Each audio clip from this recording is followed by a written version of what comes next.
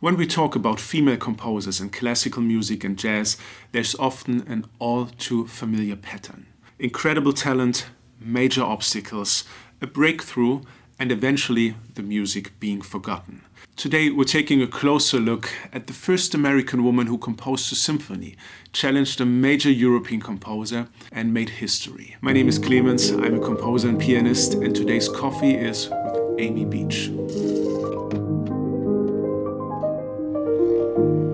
Working as a composer isn't something you can always plan. Sometimes you just stare into space for hours, searching for inspiration, and exactly nothing happens. Sometimes, in my case, you find yourself playing through some unfamiliar scores, almost like walking through a museum, looking at the paintings. And while doing exactly this the other day, I stumbled upon two bars from a song accompaniment. I will play it for you. Very warm, very delicate, very romantic, with a blue note flavor at the end. It was Amy Beach's Sweetheart Sigh No More, and those two bars were the spark for me that made me want to dig deeper and to take a closer look at her work. And what a body of work it is. Let's dive in. The story of Amy Beach comes from a time when women had no real place in the world of music. A time when there were no American role models to look up to. It's also the story of a European composer, a very famous European composer, who came to America and said in an interview when asked about women in music, "I'm afraid the ladies cannot help us much. They have not the creative power." But most of all, it's the story of how Amy Beach responded to that exact statement. We'll get to that in a moment. Like so many lives, her story can be divided into three parts. She was born in 1867 as Amy Marcy Cheney in New Hampshire. I've heard a lot of stories about child prodigies, as I'm sure you have too, but this one is something else. It's said that by the age of one, she could already sing 40 melodies from memory. For my part, I can't even remember what I was doing at 1 year old. And when she spent the summer with her grandfather at age 4, she began composing her first pieces. Important detail, her grandfather didn't even have a piano. She composed everything in her head. It quickly became clear this was a remarkable talent. Her goal, she wanted to become a concert pianist. She worked, she practiced, and made her stage debut at the age of 16. At the time, things in America usually went like this. If you had great musical talent, you were sent to Europe to study. But that wasn't in the cards for her. What stood in her way was something she couldn't change. She was a woman, and at that time, it simply wasn't considered appropriate. So she did what little she could. She taught herself. She studied on her own as much as possible. But unfortunately, it became clear early on that she wouldn't be able to pursue her dream of becoming a concert pianist. She married young, at just 18, to Henry Beach, a doctor, 24 years older than her. Great style, by the way, both of them. And he had conditions for their marriage. So the second part of her life begins very differently than she had imagined. Her husband wanted a traditional wife, one who stayed at home.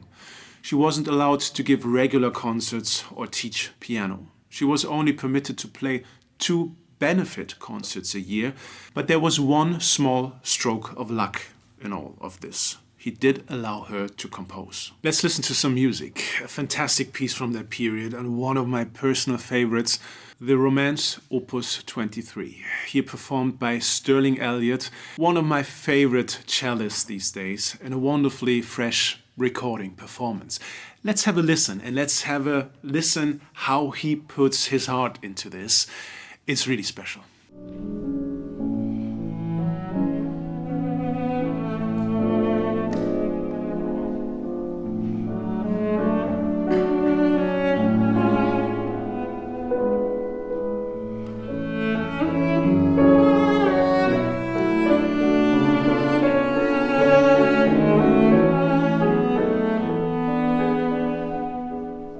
This is so amazing. Find the link to the full performance in the description.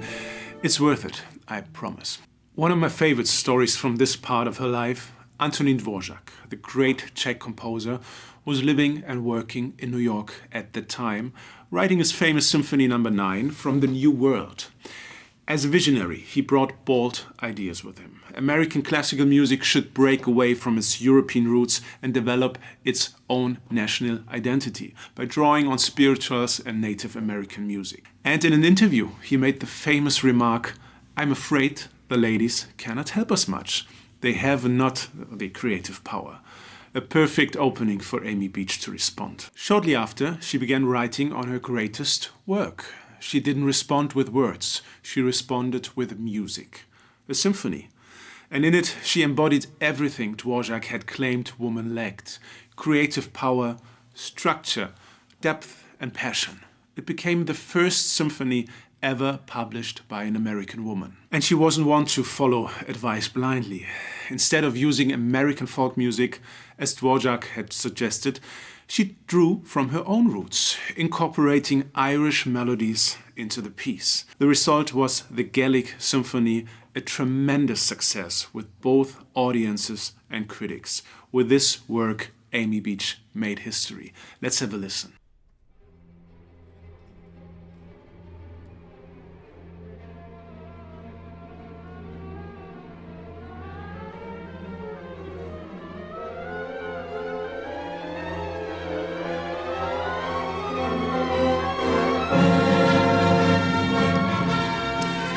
What a beginning of a symphony. Find the link in the description. Wonderful performance by the Portland Youth Philharmonic. During this chapter of her life, Amy Beach kept composing, kept learning, and became a defining figure in American culture. But one thing was still missing.